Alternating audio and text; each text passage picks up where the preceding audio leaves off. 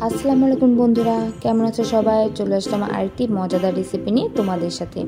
আজকে আমি তোমাদের তৈরি করে দেখাবো আলুর দো পেঁয়াজা রেসিপি। তার জন্য এখানে আমি প্রথমে বড় সাইজের 4টি আলু কেটে নিয়েছি বড় বড় করে।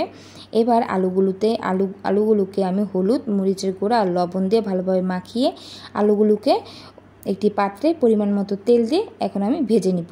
তো দেখতেই পাচ্ছ আমি আলুগুলোকে ভেজে নিব। আর আলুগুলো অবশ্যই ঢেকে ভেজে নিতে হবে, আর মাঝে মধ্যে কিন্তু আলুগুলোকে নেড়ে চেড়ে দিতে হবে আর লালচে লালচে করে ভেজে নিতে হবে। তো দেখতে পাচ্ছ বন্ধুরা, আমার আলুটা কিন্তু ভাজা হয়ে গিয়েছে আর সম্পূর্ণ সিদ্ধ হয়ে গিয়েছে। এখন এই আলুগুলোকে আমি অন্য পাত্রে তুলে নিব। এখন ওই পাত্রে পরিমাণ মতো তেল দিয়ে কিছু মশলা অ্যাড করে দিচ্ছে। এখানে আমি তেজপাতা, দারচিনি, গোটা জিরা আর 5 ফোড়ন দিয়ে ভালোভাবে মশলাটাকে ভেজে নিব। মশলাটা ভাজা হয়ে গেলে এখন আমি সেখানে অ্যাড করে দিব পেঁয়াজ আর রসুনের কুচি। পেঁয়াজ আর রসুনের কুচিটাকেও এখানে ভেজে নিতে হবে যতক্ষণ পর্যন্ত না পেঁয়াজ আর রসুনটা নরম হয়ে যাচ্ছে। এখন এখানে আমি কিছু মশলা অ্যাড করে দেব। এখানে আমি দিয়ে দেব হলুদ, মরিচের গুঁড়া আর দিয়ে দেবো আদা, রসুনের আর কাঁচা মরিচের পেস্ট। তো তোমরা দেখতে পাচ্ছ একে একে আমি সমস্ত মশলাগুলো এখানে দিয়ে দিচ্ছি। তো বন্ধুরা, আমার রেসিপিগুলো ভালো লাগলে অবশ্যই আমার পাশে থাকবে আর আমার চ্যানেলটিকে সাবস্ক্রাইব করে দিবে। তো দেখতে পাচ্ছ এখানে সমস্ত মশলা দিয়ে দিলাম আর পরিমাণ মতো লবণ দিয়ে দিলাম। আর এখানে আমি টমেটো সস অ্যাড করেছি এতে করে রান্নার কালারটা আর ফ্লেভারটাও ভালো আসবে আর খেতেও দুর্দান্ত লাগবে। তো দেখতে পাচ্ছ বন্ধুরা, মশলাটা আমি কষানোর পরে কি সুন্দর একটা কালার চলে এসেছে, মাশাআল্লাহ। এবার আমি মশলাটাকে আরও ভালোভাবে কষানোর জন্য একটু পানি দিয়ে দিলাম। আর অবশ্যই বন্ধুরা, এখানে কিন্তু আমি গরম পানি অ্যাড করেছি। তোমরা এই সম্পূর্ণ রেসিপিটা অবশ্যই গরম পানি দিয়ে করবেই।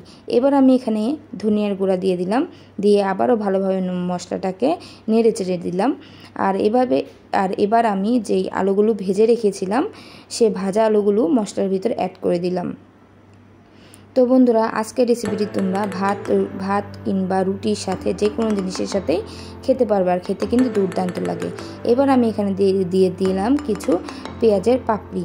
তো দেখতেই পাচ্ছ যেহেতু পেঁয়াজের দো পেঁয়াজা, তো যেহেতু এই রেসিপির নাম আলুর দো পেঁয়াজা, তো পেঁয়াজের পাপড়ি তো অবশ্যই দিতে হবে।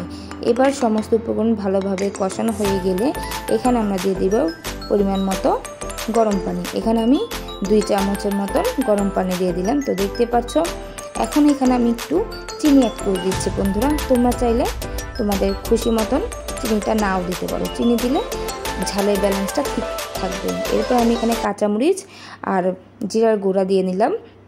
আমার ঝোলটা যেহেতু ফুটে এসেছে এজন্য এখানে আমি সমস্ত উপকরণগুলো অ্যাড করে দিলাম। এবার এটাকে ঢেকে 10 থেকে 15 মিনিটের জন্য ফুটতে দিব। এতে করে সমস্ত মশলাগুলো ভালোভাবে আলুর ভিতরে ঢুকে যাবে। তো বন্ধুরা, দেখতে পাচ্ছ 10 মিনিট পর আমি আবার চলে এসেছি।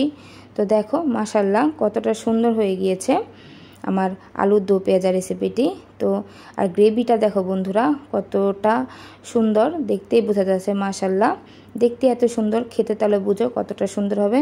তো বন্ধুরা, তৈরি হয়ে গেল আজকের মজাদার রেসিপি আলুর দো পেঁয়াজা। আজকে এই পর্যন্ত, আল্লাহ হাফেজ।